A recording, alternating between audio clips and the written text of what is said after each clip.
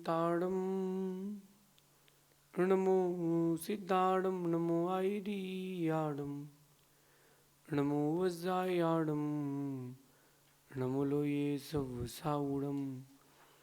पंच परमिष्टि भगवंतों की, गणाचार्य भगवान विराग सागर जी महामुनराज की, पट्टाचार्य भगवान गुरुवर विशुद्ध सागर जी मुनराज की।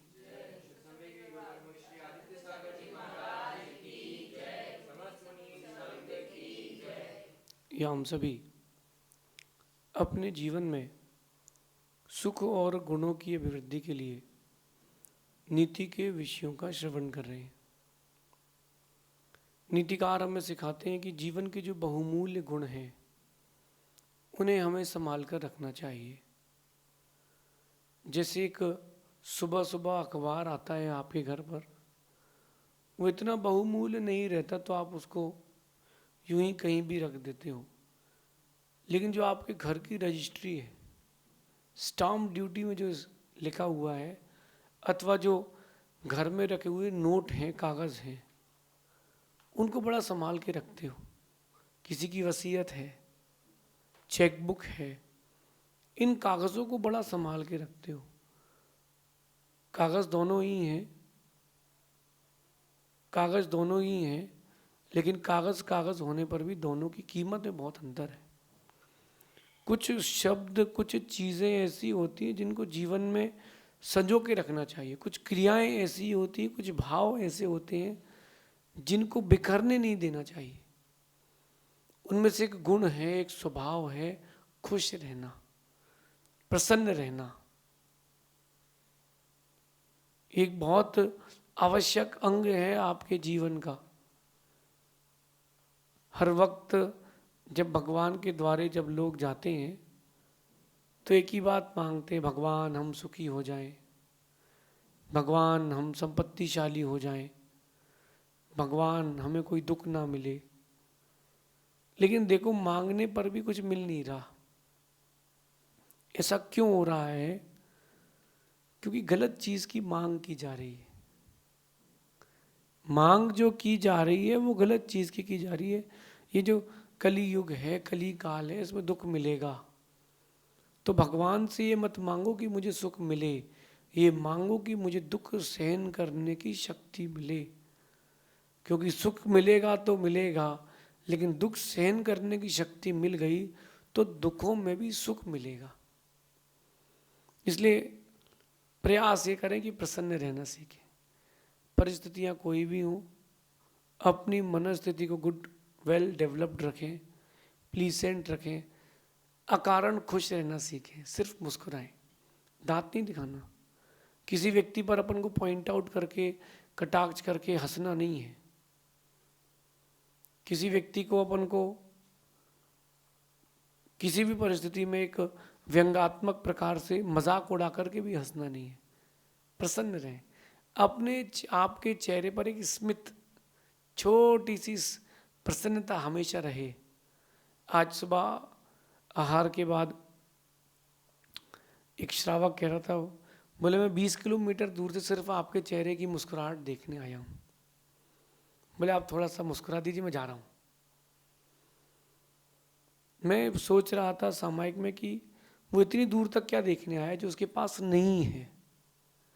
वो सिर्फ और सिर्फ चेहरे की प्रसन्नता देखने आया है। आप भी प्रसन्न रहना सीखें। प्रसन्न रहने वाला जहां जाता है, प्रसन्न रहने वाले लोग जहां जाते हैं वहां अपना प्रभाव छोड़कर आते हैं। आपके पास कोई आए, अपनी परेशानी बताए, रोए धोए, ऐसे व्यक्ति को आप ज़्यादा देर याद नहीं रखते। जो खुश होकर के मिलता है, एकदम प्रफुल्लित होकर के मिलता है, उस व्यक्ति को ज़्यादा देर तक याद रखता है। आप चाहते हैं कि आप कहीं जाएं और आपका प्रभाव वहाँ छूटे, आपके जाने के बाद भी आपकी सुगंध वहाँ रहे। चेहरे को हमेशा प्रसन्न रखें, मन को हमेशा प्रसन्न रखें। चलती रहेगी समस्या, चलती रहेंगी। लाइफ की आपकी जो जो प्रॉब्लम से एक जाएगी दूसरी आएगी, निश्चित है। स्कूल के एग्ज़ाम्स की तरह क्लास टेस्ट, तिमाही, 6 माही, फिर प्रीलिम्स, फिर मेंस, चलती रहेगी। ये परीक्षाएं जिंदगी भर चलती रहेंगी। इन परीक्षाओं के बीच में आप खुश कितना है, बात सिर्फ इतनी सी है। जो प्रसन्न रहने का प्रयास कर लेते हैं, अभ्यास कर लेते हैं, कष्ट भी उनके पास आके चले जाते, कर कुछ नहीं पाते। कहते हैं कि भालू मृतक को नहीं खाता, भालू मृतक जीव को नहीं खाता, वो स्वयं शिकार करके खाता है। और अगर आपके पास भालू आ जाए तो सांसें रोक करके लेट जाएं, वो चला जाएगा। ऐसे ही जब कर्म रूपी भालू आपके पास आए, दुख का वक्त आए, कष्ट का वक्त आए, संक्लेशता का वक्त आए, दुखों को रोक करके मुस्कुराहट को प्रेजेंट करके जीते जाएं।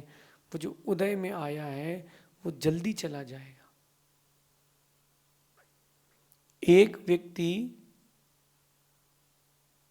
अखाड़ा गया और अखाड़े में जाकर के उसने तेल लगाया। तेल लगा करके जब वो मैदान में कूदा तो पूरी मिट्टी छप गई। अब वो कहता है कि मिट्टी छप गई, ये तो गलत बात है। दूसरा कहता है कि अगर मिट्टी तेल नहीं लगाते तो मिट्टी भी नहीं छपती। आप लोगों से भी यही कहना है, अपन दुखी होकर के नए नए कर्मों को क्यों बांधें? अपन खुश होकर के पुराने कर्मों से छुटकारा क्यों ना पाए?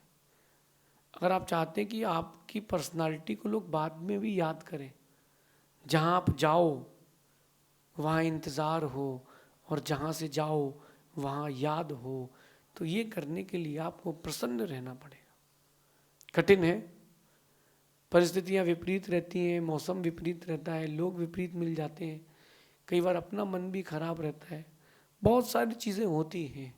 उन बहुत सारी चीज़ों के बीचों में भी ओम इग्नुराय नमा करके आगे बढ़ते जाओ, ठीक है, चलता है। हर दिन आप जो गृहस्थ लोग हैं, घर पे रहते हैं, हर दिन आप लोगों को भी एक सा भोजन कहाँ मिलता है, मन का भोजन कहाँ मिलता है? फेस करना पड़ता है। मिलता है क्या? नहीं मिलता। जब हर दिन आपके साथ एक सा नहीं हो सकता तो साधक को भी पता है कि हर दिन उनके साथ भी एक सा नहीं हो सकता है। प्रसन्न रहना सीखे, दिखावटी नहीं, असलियत का। कोई भी चीज़ आपके पास आए या आपके पास से आकर चला जाए, चीज़ें, लोग, लेकिन आप दुखी ना हो, आपका व्यक्तित्व बहुत आकर्षित बनेगा। इसलिए प्रसन्न लोग जहाँ जाते हैं, खुश लोग जहाँ रहते हैं, आप देखना कि उनके साथ रहने वाले भी प्रसन्न रहते हैं। जो लोग खुश रहते हैं उनकी संगति से बहुत कुछ मिलता है। मैं आज आपको इस बात से साझा करता हूँ।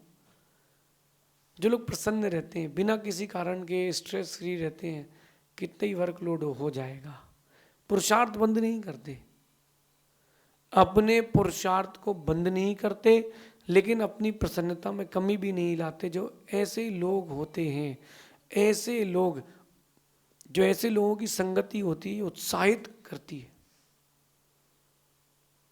जो लोग खुश रहते हैं उनकी संगति में रहेंगे तो आप उत्साहित रहेंगे। जिंदगी जीने की एक नया जुनून मिलेगा, एक नया रास्ता मिलेगा, एक नया लक्ष्य मिलेगा। जो लोग प्रसन्न रहने वाले लोगों के साथ रहते हैं, वो लोग आप देखना कि वो उत्साहित रहते हैं, चलो कुछ नया करते हैं, कुछ अच्छा करते हैं। और उत्साह शक्ति आपके पास है तो जिंदगी में आप कहीं भी रहें कभी हार नहीं सकते। उत्साह शक्ति, प्रसन्न लोगों के साथ रहने से उत्साह शक्ति आती है। दूसरी बहुत अच्छी चीज उनके पास मिलती वो होती है ऊर्जावान। जो लोग प्रसन्न लोगों के साथ रहते हैं वो ऊर्जावान रहते हैं। अगर मैं यही बात रोते रोते कहूँ, मैं बीमार हूँ, अब क्या बताएं, अब मैं यही बात उदास होके कहूँ तो आपका चेहरा भी उदास हो जाएगा। किसी के यहाँ कोई घटना घट जाए या किसी का देवलोक गमन हो जाए तो वहाँ व्यक्ति खुश होके नहीं जाता, उदास होके जाता है। कोई बात नहीं, होता है, दुनिया है, संसार है, लोग आते हैं जाते हैं। और वहीं उसके बाद ठीक निकल करके शादी में जाओ तो क्या बोलते हो, भैया क्या बात है, फ्रैक्शन ऑफ सेकेंड्स में एक चौराहा बदलते ही व्यक्ति का सारा सेटअप बदल गया। ये संगति का असर है। जो लोग प्रसन्न रहते हैं उनके साथ रहोगे तो तुम ऊर्जावान रहोगे, और अगर आप ऊर्जावान हो तो ये निश्चित मानना कितना बड़ा भी पहाड़ क्यों ना हो तुमको वो कंकड़ की तरह दिखेगा। एनर्जेटिक ऊर्जावान व्यक्ति, ऐसा व्यक्तित्व बहुत कम लोगों का होता है कि जो 24/7 एनर्जेटिक रहते हो। यद्यपि ये काम कठिन है, लेकिन एनर्जेटिक रहना ये मतलब आपके जीवन की बहुत बड़ी विशेषता है। लगभग 10-12 साल पहले एक माँ ने मुझसे प्रश्न पूछा था, बोले महाराज जी आप थकते नहीं हो? मैंने पूछा क्यों? बोले आप इतना मुस्कुराते रहते तो यहाँ आपके गाल नहीं दुखते? नागपुर की बात है। मैंने यद्यपि उन्हें कुछ कहा नहीं, मैंने उनसे कहा कि हमने फर्मा ही ऐसा सेट कर लिया है।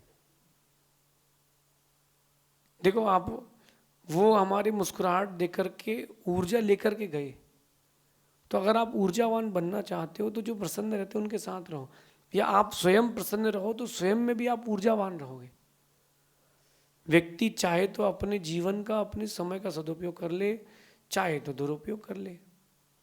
चाहे तो रोते रोते पूरी जिंदगी निकाल दे, दूसरों से बोलते हुए कि जिंदगी ने दिया क्या। अरे जिंदगी ने तुमको क्या नहीं दिया?